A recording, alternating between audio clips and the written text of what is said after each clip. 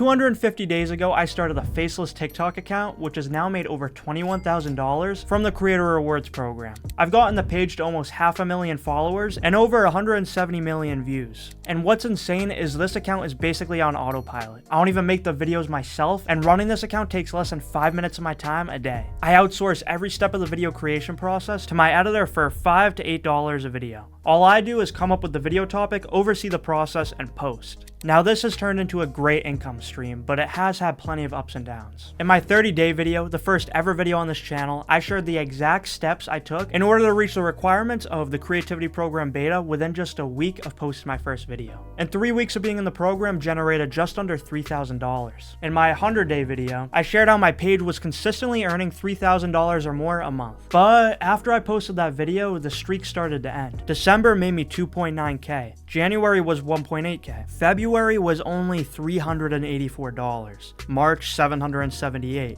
But then in April, I made $4,500. More money than the account had ever made before. And now, 3 weeks into May, I've brought in almost $4,000. So what happened? Why were February and March so low? I'm going to answer that question in this video, and I'm going to share the exact steps I took in order to revive this account from the dead and turn it into an even larger income stream than it was before. So first off, what caused my earnings to drop so drastically? A few factors. The first cause was I got complacent and stopped improving the quality of my videos. I can't blame the TikTok algorithm for 2.5 months of lower views and earnings. I must take responsibility. Because I wasn't continuously improving the quality of my videos and I stopped innovating, the quality of my videos actually went down a bit. You see, for the first several months on animal lore, I had a very specific niche. Cute mammals that can be kept as pets. I'd already done a bunch of rabbits, cats, dogs, monkeys, cows, goats, and other random animals that fit into that category. So as January went on, I figured that I'd now go through the hundreds of cat and dog breeds that I had not yet covered, along with redoing some of the other animals that I had done previously. So after doing that for a bit, towards the end of January, as I realized this was my lowest earning month ever, I finally decided that I'd start to innovate and branch out. So I did the 3 largest birds, 3 largest snakes, 3 North Sea animals to capitalize on that trend, 3 deadly stings, and all of them did awful. That format was not working for me. It wasn't until I came across animalandia.img that things started to change. I came across a Portuguese animal account that was consistently using profanity in its videos and insulting the animals. Olha que fela da puta lindinho da porra esse merdinha. Esse aqui é o corgi, bichinho maneiro de ter. All of his hooks were cursing at the animal. Now I had tried that with a couple videos the months before, and all those videos did pretty well. But I was hesitant to swear in all my videos. I wasn't sure if that would negatively impact my reach or not. So at this point it was February, my account was making like $10 a day, and I was starting to give up hope for reviving the account, so I decided, F it, I'll curse. This motherfucker is the kangaroo, the biggest asshole in Australia. So I started posting videos in this new profanity style, and it didn't really seem to be working.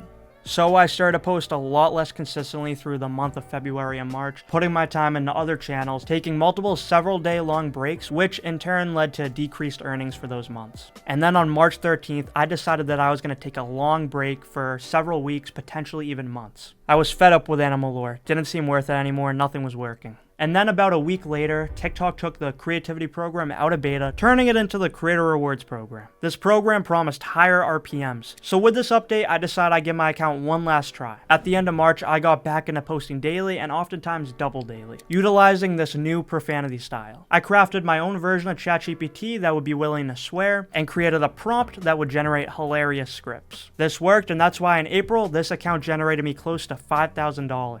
Now, my biggest mistake was not fully committing to the style right away, not being consistent. I only posted a few videos in this style and then gave up when none of them went viral. But after my week-long break, as I started posting in this style more consistently, I found out that it actually works. In fact, more so than my old style that I'd been sticking with for months. It's all about staying consistent regardless of if you see results early on. You might just be 3 posts away from hitting gold. Imagine if I hadn't come back and started posting again. So here's 3 reasons why this style change worked. Number 1, the hook catches people's attention and catches them off guard. The first 3 seconds of your video are the most important because it's then when your viewer is going to decide if your video is worth watching. You need your hook to be better than everyone else's. Now compare introducing the skunk to this stinky little shit is the skunk. Which is more likely to capture people's attention? Number 2, it causes people to comment. Whether it's someone commenting about how funny it is, or a parent complaining saying their kids are on the app and I need to stop using profanity, regardless of if it's positive or negative comments, it helps the video to get pushed out more. Number 3, it creates a more dedicated audience.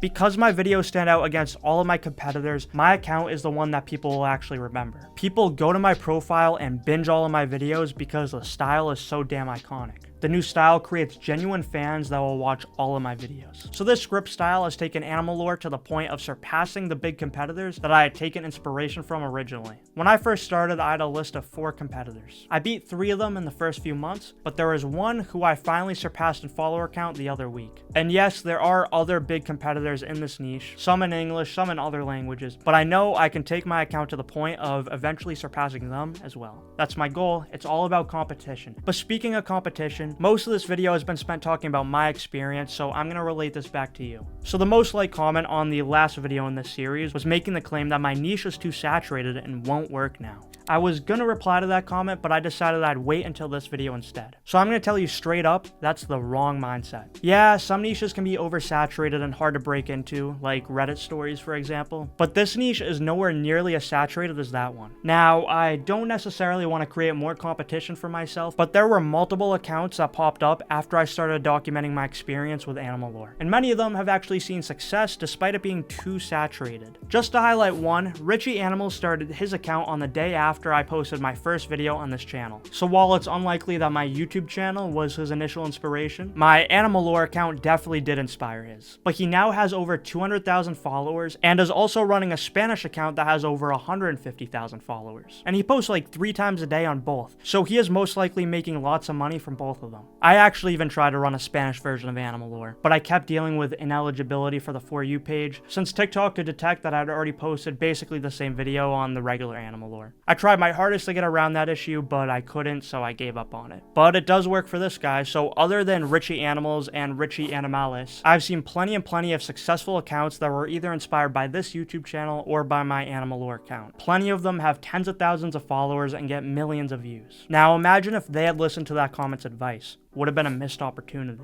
So if you want to enter this niche or another niche where there's lots of big competitors, here's exactly what you do. Analyze your competition and what they do well, and then take inspiration. Find ways to be better than them and stand out. You can do this through your editing style, the AI voice you use, your scripts and the tone of them, your video topics. You can stand out and beat competition by simply making your videos in a different language. Tons of different ways to beat competition, but what it really comes down to is to just make better videos. Simple as that. And then just stay consistent. You might not see results right away, but you'll likely see them in the future if you keep making high quality content. So I really want to emphasize that anybody can do this. Think about what I did. Literally all I did was take inspiration from what was already working on TikTok. I didn't even come up with the profanity thing, the Portuguese account did, but that was what revived my dying account. And now just this account alone is making me enough money to replace my old job. You can do this too. You can start a faceless TikTok account that brings in thousands of dollars a month. If you take anything from this video, I want you to understand that this is totally doable, and all you have to do is stay consistent, innovate, and never give up. So hopefully you enjoyed this video and learned something from it. I hope it helped you. If you're interested in running faceless channels on TikTok and YouTube Shorts, make sure that you subscribe and check out the other content on my channel. In the description, I have a free community with a free course that goes over exactly how to quickly reach the requirements of the Creator Rewards program, even if you're in an unqualified country. I also have a premium community if you want to learn from me more directly. Loads of value in there if you're interested. But anyways, assuming everything goes well, the next video in this series will be at the 365-day mark. So thank you very much for watching, and I'll see you later.